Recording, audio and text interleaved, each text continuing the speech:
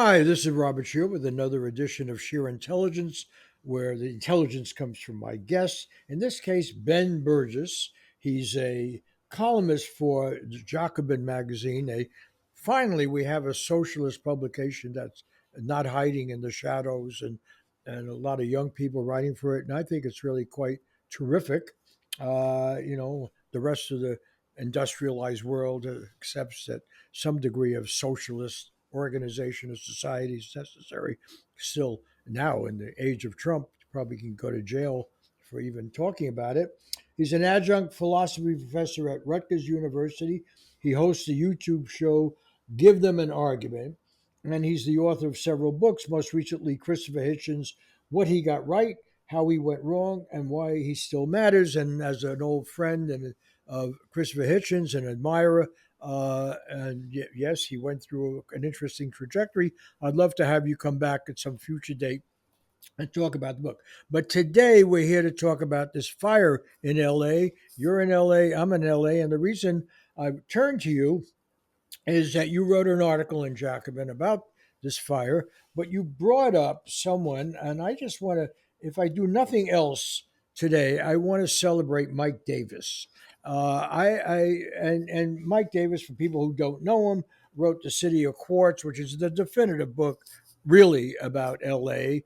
But after that, I guess 5 years later, 6 years later, he wrote a book called Ecology of Fear: Los Angeles and the Imagination of Disaster. And if there's one thing you want to read or study to understand what is happening right now in Los Angeles with our fires, but what happens with our earthquakes, what happens with lots of everything that seems to go on, floods, mudslides, and everything, this is the book you have to read. And I would suggest that Mike Davis is the most important writer about what I consider to be the most important city in America. It's my own prejudice, even though I'm originally a New Yorker. But I think Los Angeles, and Mike Davis pointed that out, for all of its faults and contradictions, has an amazingly varied population of industrious people, creative people, working people of all kinds from all the countries of the world. And it's kind of what once I thought New York was, but I find in Los Angeles it's far more vibrant and so forth. And so Mike Davis, write that down. Mike Davis, look up his books, read them, and particularly check out The Ecology of Fear. And my hat's off to Ben Burgess because he wrote this piece, and I'm going to let you take over now. People accuse me of talking too much, so I don't want to commit that sin. I will anyway, but I'll try not to. But really, tell us why you brought up Mike Davis and why that perspective is needed. And I'm going to say, I'll tip you off, tip the readers off. I want to deal with one particular chapter in his book. He said, The Case for Letting Malibu Burn. And I think that should be the start of a conversation, not because we're insensitive to the disaster that is before us in all different kinds of communities, poor, rich, and so forth, but really, what is the lesson from Mother Nature here about the rampant exploitation of our environment? And I'm going to just read one thing that is in the beginning of his book, Mike Davis. He said there's a quote at the start of the book: "No place on earth offers greater security to life and greater freedom from natural disaster than Southern California." 1934 Los Angeles Times. And the Los Angeles Times, for people who wanted, they should check out a movie called Inventing LA, the Chandlers and Los Angeles, was the engine for the incredible growth and sprawl of Los Angeles to, I don't know what it is now, 29 cities and so forth. And so take it from there. Yeah, thank you. I mean, I was thinking about the ecology of fear as the disaster was getting worse last week. I kept watching this video of this McDonald's that was in flames, and they burning palm trees around, waving around by the McDonald's, and the sparks flying off the golden arches, and the sort of apocalyptic absurdity of that kept making me think of that book, and in particular that chapter that you're talking about, the case for letting Malibu burn.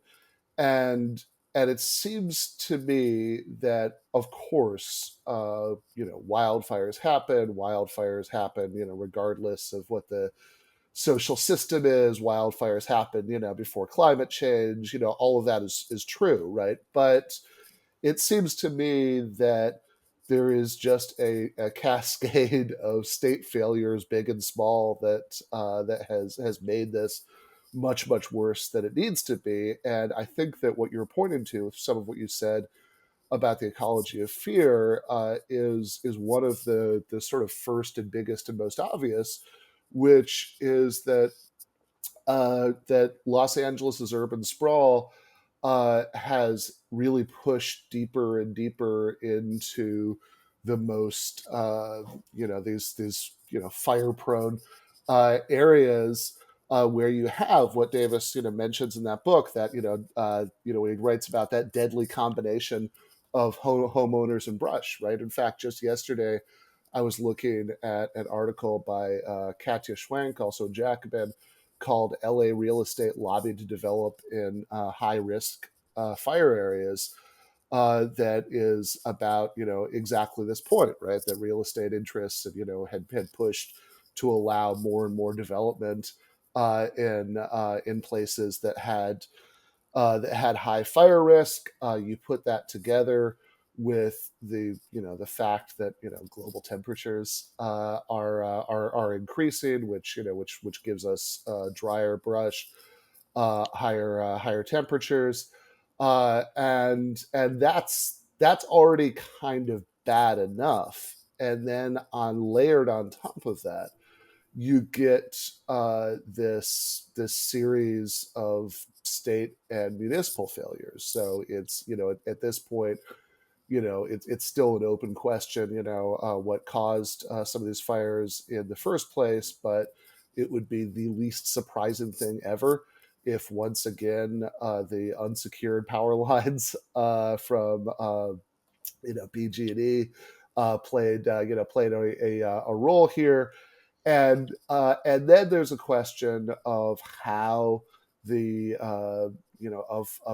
city and the county respond with what resources are provided to respond. And here too, right? It seems to me that you get this kind of grotesque combination of, on the one hand, real estate developers, pushing to do things that increase the problem, that increase the risk.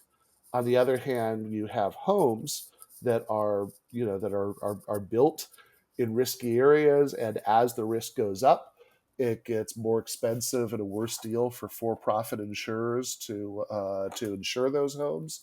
So, for example, State Farm notoriously dropped 1,600 policies in Pacific Palisades last year. Some of those people have been able to get on something called FAIR, which is California's insurer of last resort.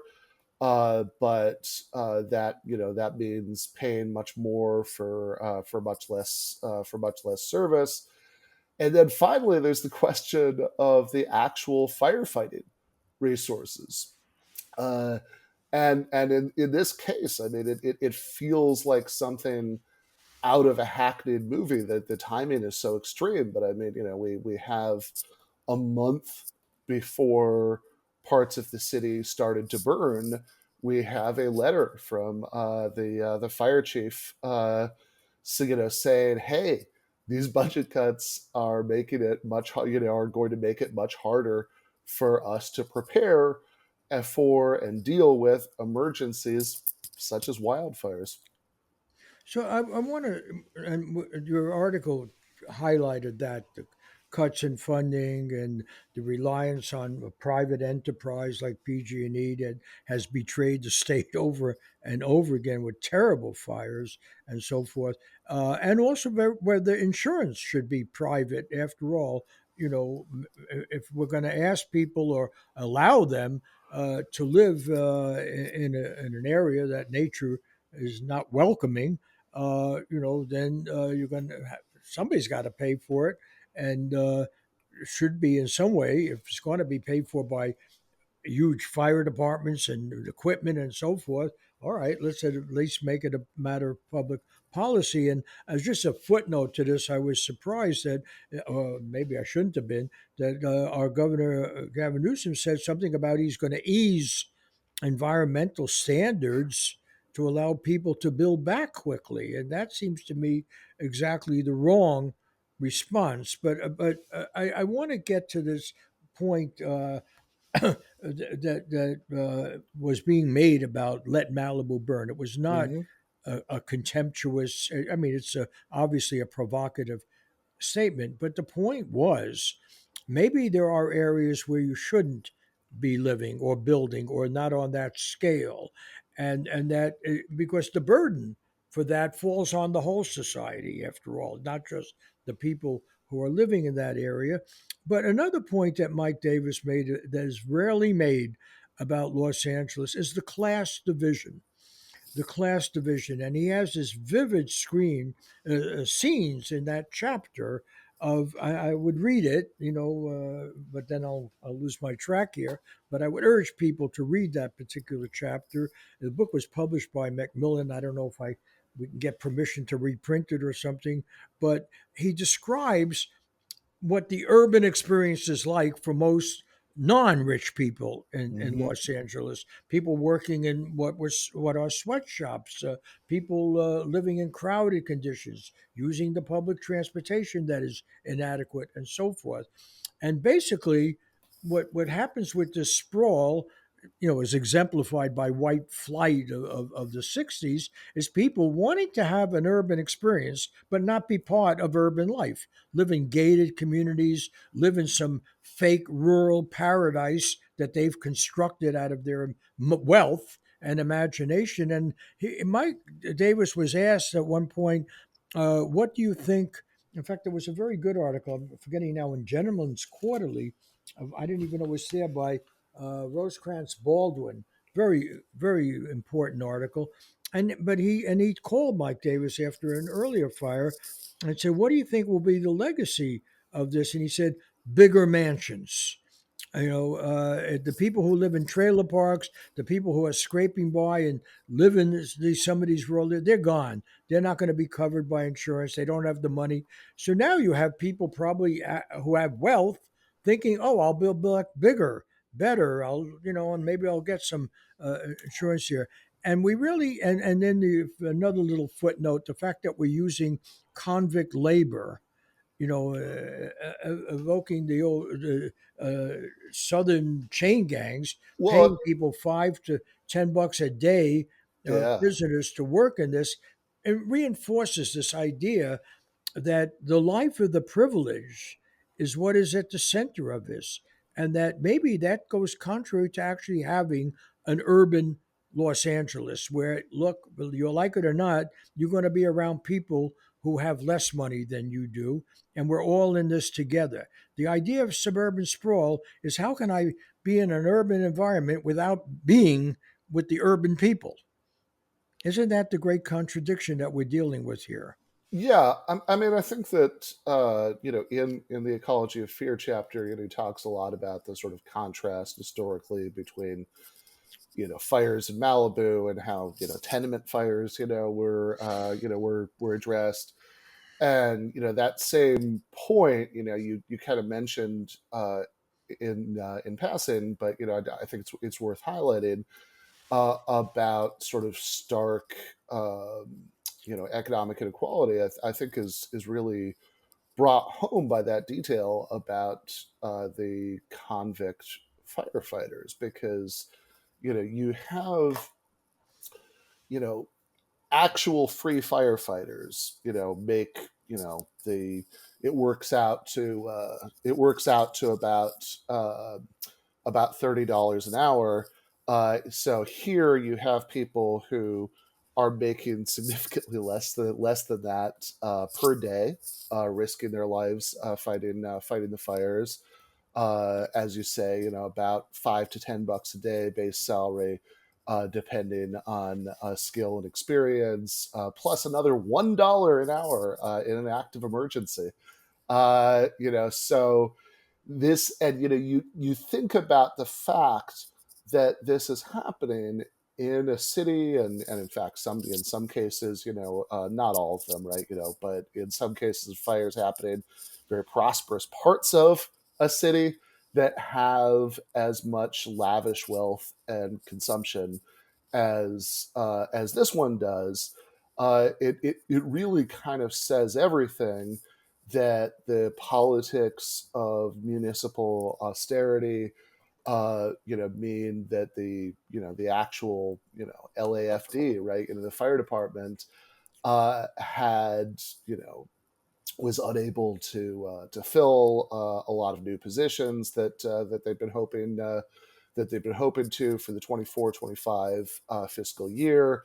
They had, the overtime budget, was slashed. I mean, that's what the letter from Fire Chief Crowley was complaining about.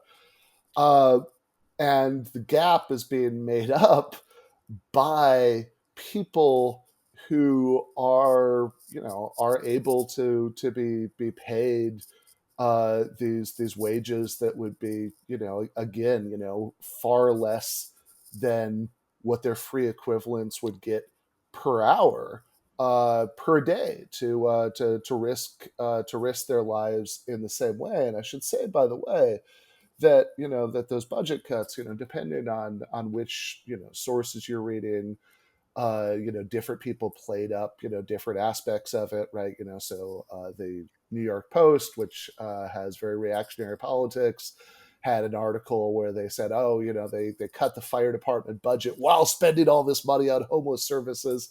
That was their angle on it, right? Whereas, more left wing outlets, tied it to the increasing budget of the LAPD. But and I'm sure you could tell all sorts of other stories about this too. And I by the way, I would, whereas I think we should actually be spending more money on helping the unhoused population.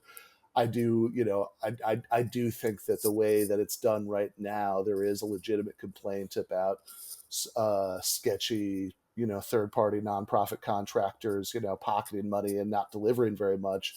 But uh, I think the larger question is why, you can tell all these stories about the ways that the crumbs are divided, and, between different municipal budget lines, and, who's getting what, instead of who. But I think the larger question is, why don't we have the kind of tax rates that would support a much better funded suite of city services across the board, right? And certainly, if you're going to be in a place that, contrary to what the LA Times said in 1934, is this vulnerable to fires, and I mean, whether or not you go full Let Malibu Burn, you could at the very least say, is it safe and reasonable to have this level of housing density, in some of the most fire prone edges of the city? And I think it'd be very reasonable to answer that by saying no, right? I mean, there's no reason that that we couldn't have much more planned and deliberate housing policy than that. And it would be nice if the time that rebuilding was happening was a time that we are going to do that. As you said, Newsom is going in the other direction. But if you are going to have this kind of housing density in fire prone areas, then you would think that well funded fire protection would be would be a serious priority, right? Whereas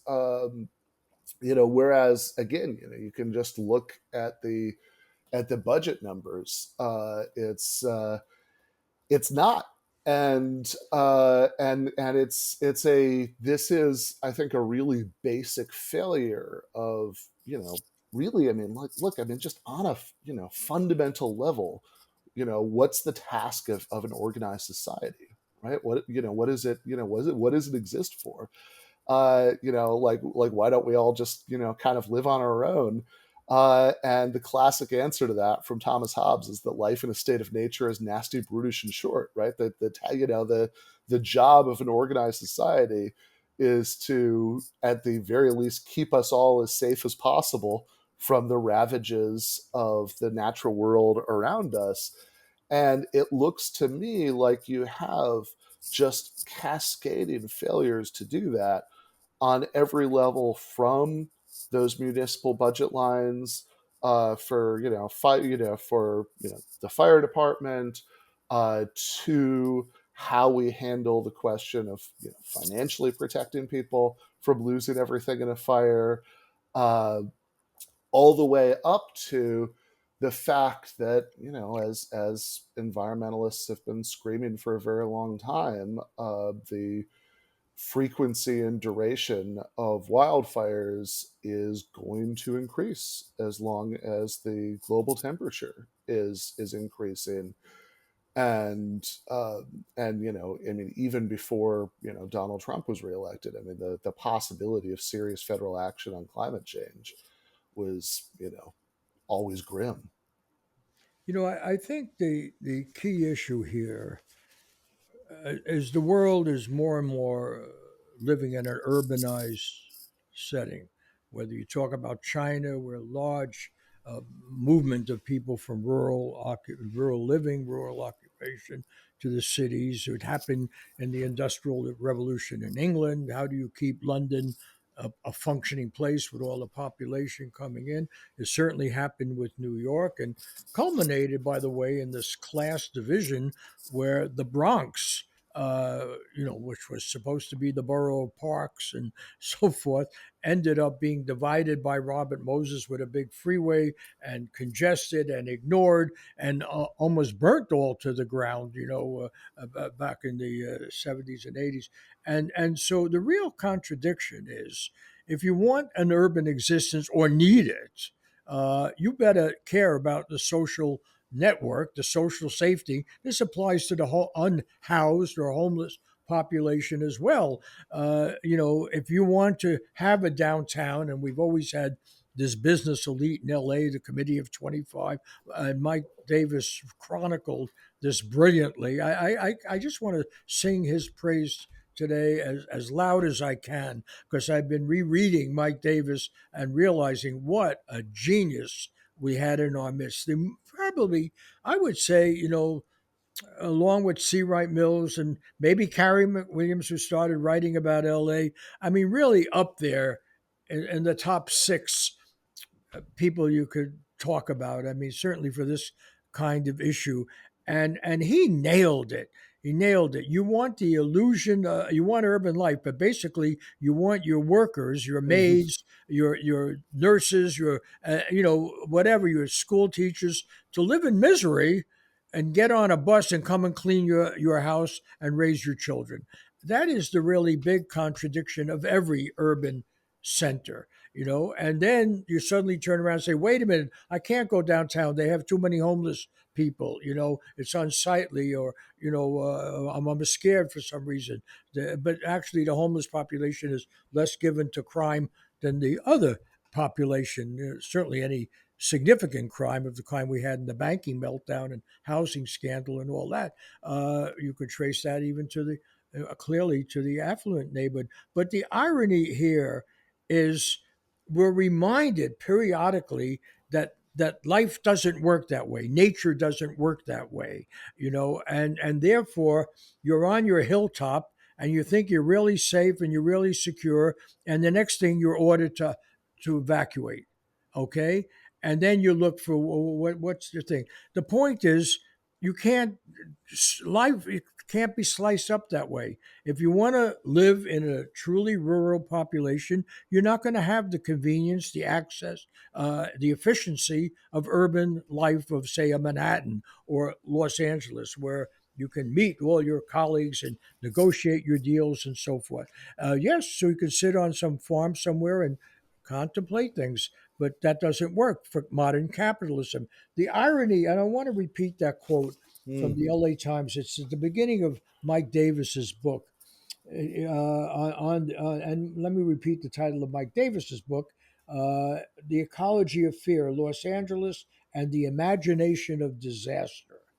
And what it really is about was the rampant capitalism that dominated LA under the tutelage of the Chandler family, beginning with Otis Chandler, and had this idea that the East Coast, he said, I don't want these people from back east to come here, Otis Chandler said.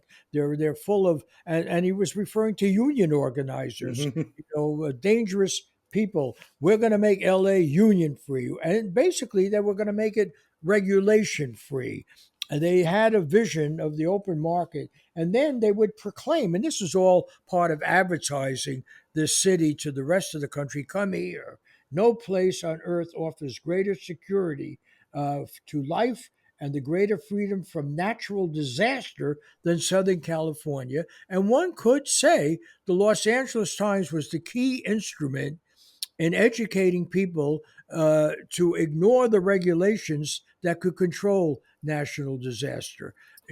Be zoning free, sprawl endlessly, destroy. They destroyed the transportation system we had in Los Angeles, the beginning of mass transit. Only now, very late in the day, we're trying to get some mass transit in Los Angeles. And so, what you have on exhibit here is the conceit, the extreme arrogance of that vision, and it's come back to haunt us in a very basic way. And we're not talking about just the city. We're talking not just about the county. We're talking about the whole sort of maybe the whole California experience. That they created and yes, it is a great place to be. That's why so many people want here, from the weather to the different populations to the cultural aspect and so forth. Yes, we are ruining a paradise on earth. And ironically, it is a place that sustained life long before the Chandlers ever arrived or anyone else. I'm not picking on. So why don't we really talk about, first of all, let's talk about. We've talked a little bit about how we got here. What can you do now? And I Yeah. want to pick up what, and I'm, not- I'm don't want to be unfair to Gavin Newsom. He's done many good things and so forth. But and maybe I didn't fully understand his statement. But what does it mean to lower environmental standards in the face of this fire so people can build back quickly when in fact we should have had higher environmental standards in place? And so why are you going to repeat or intensify the error? So yeah, I'm sure the short-term politics of doing so, makes sense to him. That he can get credit for helping to make it easier for people to return to where they had lived.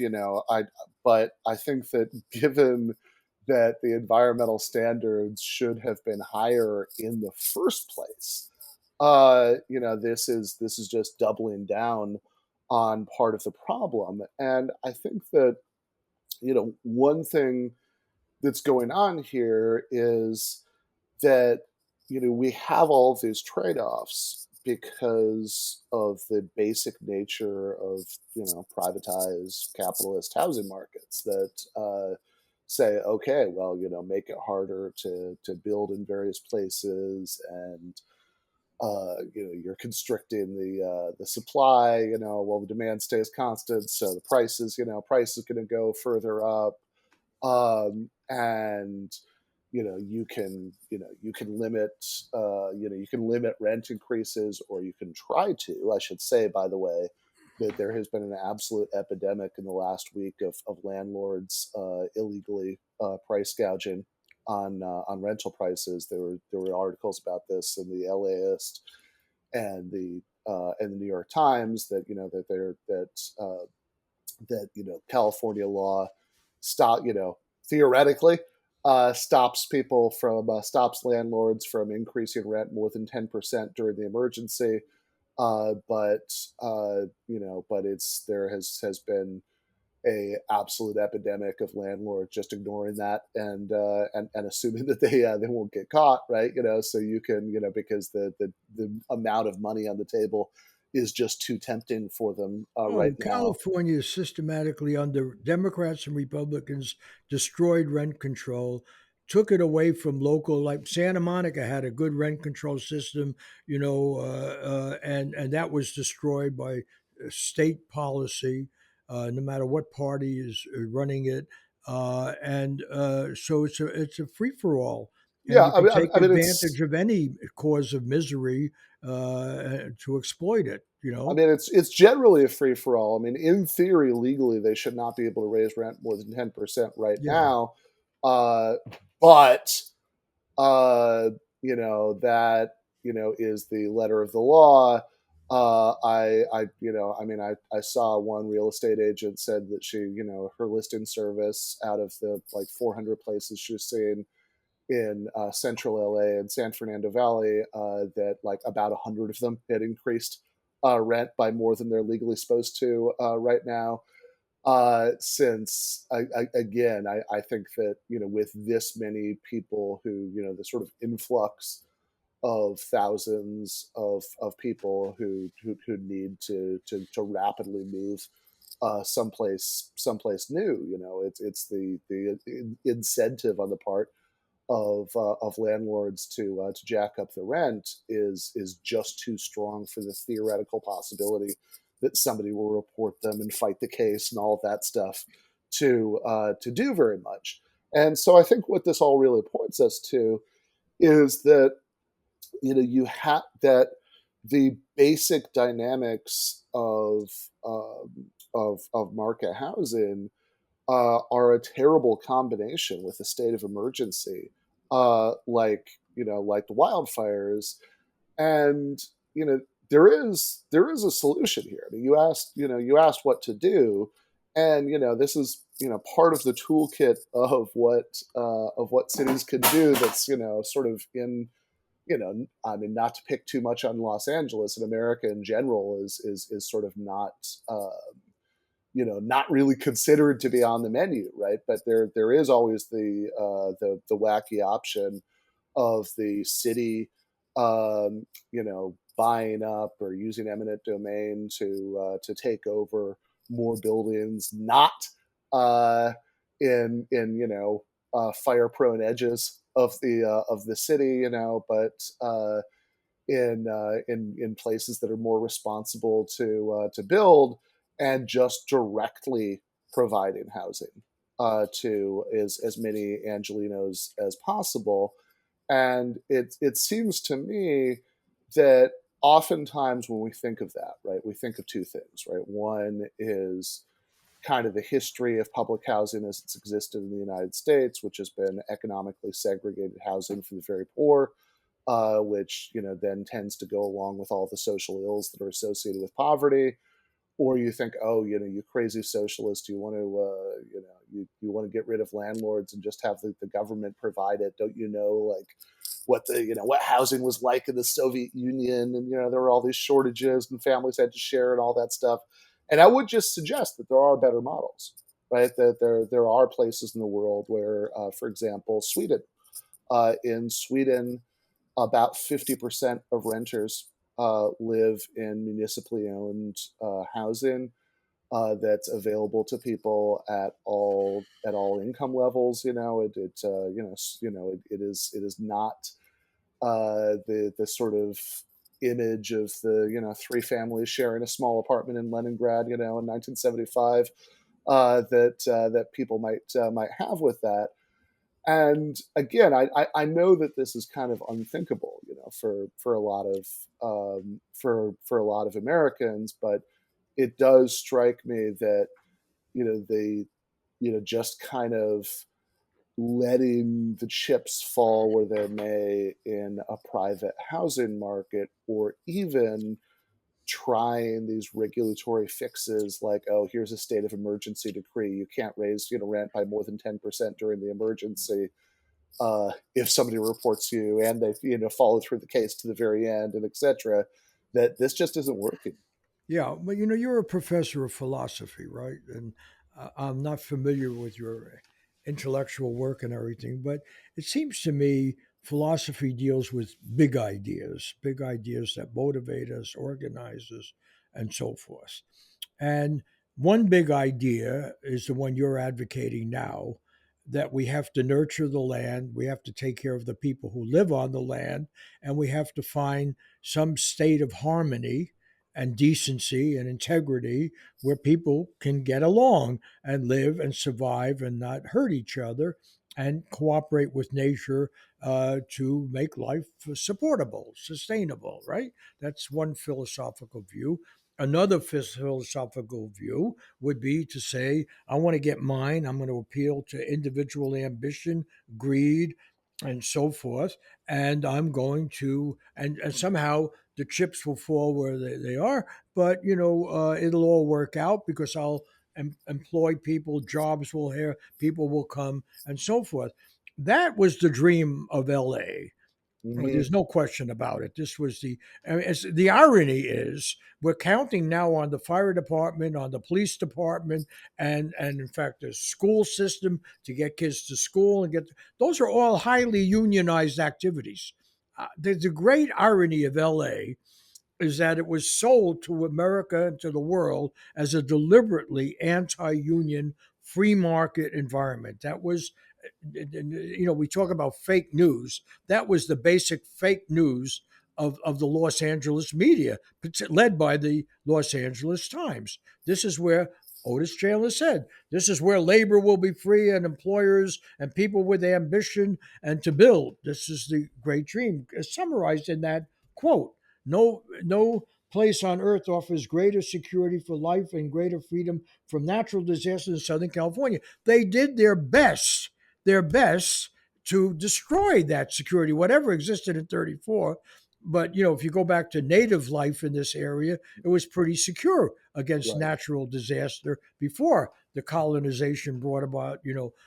But the reality is, and I mean, this is something that's lost because of all the swirl of propaganda. The fact is, we like unions when it's for police and firemen, and yes, we have to have good schools. That's Hmm. another way of bringing some order, but we don't want government, let alone public input into government, like unions or citizens organizations or consumer rights, to get in the way of development. And when your culture is determined by money, which is after all what controls the media, no one raises. This is where I think the brilliance of Mike Davis, he brought it to a human level. What are these people thinking? What are they doing? And for example, you take housing, it's not just a question of having public housing. Why not multifamily Hmm. units? Why not, people can rent an apartment in a safe place and things should work. No, the county, LA at least has some encouragement. But the fact of the matter is, even in the relation to the homeless or any providing housing, you get resistance from much of LA, let alone the rest of the county. They don't want density. They don't want other people to be living there. This is the constant NIMBYism that drives the philosophy of NIMBYism is actually the dominant culture of Los Hmm. Angeles. That's why you end up people living on in big mansions and on big estates on places where nature did not intend for them to live. I mean, look at that. In fact, if you look at the area from the Palisades right up through Brentwood and down to LA, it's all people escaping the reality that nature imposes. It's all, I want to be urban. I want to be sophisticated. I want to be connected to the most important entertainment industry, cultural institutions, major universities. But I have to get there fast by a chauffeur-driven car. We have to expand the highways and freeways. And if you think of the thing that happened, particularly in this fire, the lack of water Hmm. to even a very privileged place, and the hydrants were empty, you have to go back to the movie Chinatown with Jack Nicholson, I guess the 1970s, and stealing the water. And why did they steal the water that was supposed to actually go to LA, to the valley, San Fernando Valley? Because that's where they were going to have this real estate explosion. And they were going to expand the city, suburban, suburban, suburban. And it turns out to be untenable, you know? So I would ask you, just sort of, if we can wrap this up. We've gone. I always promise to wrap it up, but it seems to me that what happens now is really critical. And again, maybe I'm misunderstanding what Gavin Newsom said, but if the message is let's just build it back right now, and then they say, yeah, better, but meaning fewer environmentalists, it seems to me this isn't a teaching moment Hmm. to say, wait a minute. First of all, if you're going to build it back better, maybe control over the lines, the electricity, power, water should be more heavily regulated. Maybe we should not have it be the profit motive. Maybe housing insurance should be provided by government. After all, and they try to do it a little bit in creation of earthquakes, but it's very very expensive. Maybe there's a social obligation to be in advance say this is the cost of this kind of living, and now we should vote. Do we want to sustain it? Do we want to support it? Because you're going to pay for it. The ordinary person, the workers, the taxpayers, they're going to pay for it in the end. Somebody's Right. paying for all these helicopters flying around and all this stuff that's going on. There's a bill due, right? So why don't we bring it out in the open and say, do we, as Hmm. voters in this larger county community, state community, really do we want to go on in basically an unregulated environment where money talks and you can just build wherever you want on any scale you want because you're part of the wealthy? Because the people who die in these things are not all the wealthy. No, You know, certainly not. they're usually in some hotel somewhere, maybe even in another country when this is happening. Yeah, I mean, look, I think that the two issues are closely linked. I mean, there's this question about fire insurance and where we allow building in the first place. That because in the status quo setup, you know you have this sort of illusion that, well, all right, it's you're you're buying a home in whatever area, and whatever you're paying for your own insurance in case of fire. It sort of has nothing to do with the rest of us.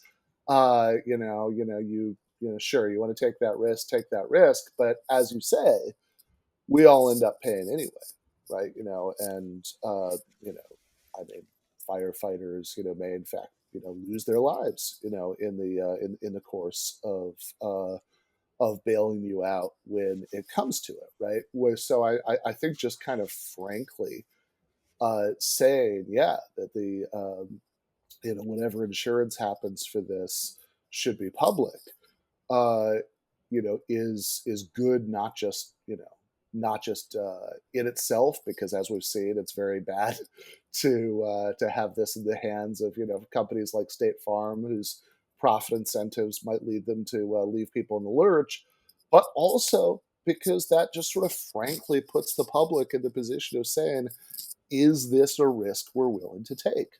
Right? Is if the public is just frankly going to be on the hook for it, um, do we in fact need to be building this densely in areas this prone to fire? I think at the very least, that's something that should be a question for public discussion, in a way that it's just not, right. I mean, that there's the sort of easy thing to do is the Newsom thing, that it's like, oh, okay, well, here's an emergency, people people have lost their homes, we need to rebuild, so in fact let's just make it as easy as possible, to do so, no discussion whatsoever of, where in the city people should be living, where house, where it's safe to pack how many homes into, and then what the plan is if things go south. The problem is, as Mike Davis pointed out, we probably won't do any of the sensible things. And as he said, the result will be bigger mansions. And in fact, I had that quote here. Uh, he said, the fight. Oh, this was in this very good article in Gentleman's Quarterly by Rosecrans Baldwin. I would also recommend that. That was on January 12th. Uh, and he said he called up Davis after the 2018 Woolsey fire, and nearly 100,000 acres around Malibu were destroyed. And he asked him, "What do you think will happen after?" And Davis said, "Bigger mansions." What tends to disappear is rental properties, trailer parks, people who don't have adequate insurance. They said the fires, this was Mike Davis speaking to Rosecrans Baldwin, said the fires are like gun violence. You always get the same mechanical repetition of action, but nothing changes at the roots.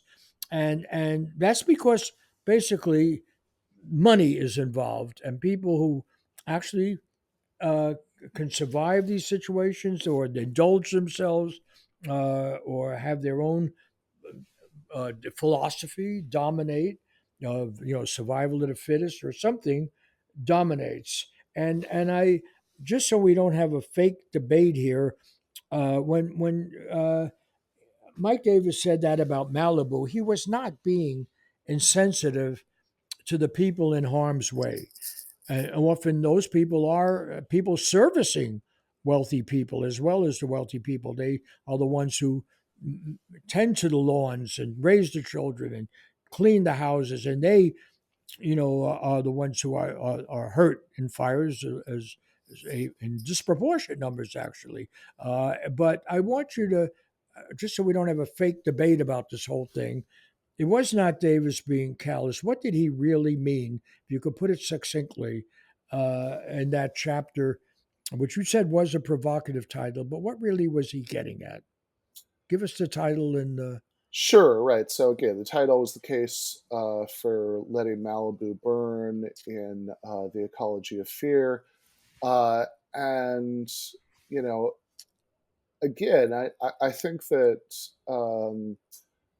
I think the point is not, well, screw those people, right? I think that the point is that the ecological decisions we make about this uh, have consequences, and in particular, when you combine that with the sort of basic sociological, iniquity that leads to fires in different places being handled very differently, that has social consequences, and we need to think much harder about whether there are places that we should be developing in the first place, right? I mean, that this is there's not a you know uh, law of nature that says that the city has to sprawl everywhere forever. We can decide.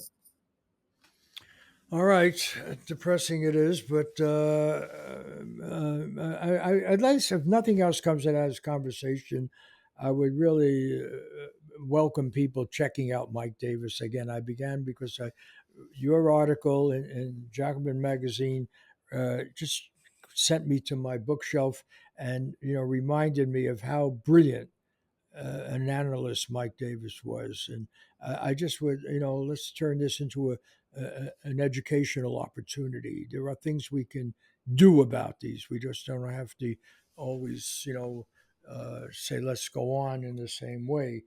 I want to thank Christopher Ho and Laura Kondarajian at the very good station, the NPR station, KCRW in Santa Monica, which has covered these events very effectively, I think, and during this period. I want to thank Joshua Shear our executive producer, who really made a big point of my getting a hold of you and insisted that I not do anything else this week. That's Joshua Shear. Diego Ramos, who writes the introduction and is also the managing editor at SharePost, where we post this. And Max Jones, who does the video and who put this together technically. And I want to thank the JKW Foundation, which, in the memory of Gene Stein, who was raised in Los Angeles and from a wealthy family, Jules Stein, nonetheless, developed a great social conscience and was concerned about these issues and many others. And I want to thank Integrity Media, based in Chicago, Len Goodman, very good lawyer there, for giving some support for these shows. So see you next week with another edition of Sheer Intelligence.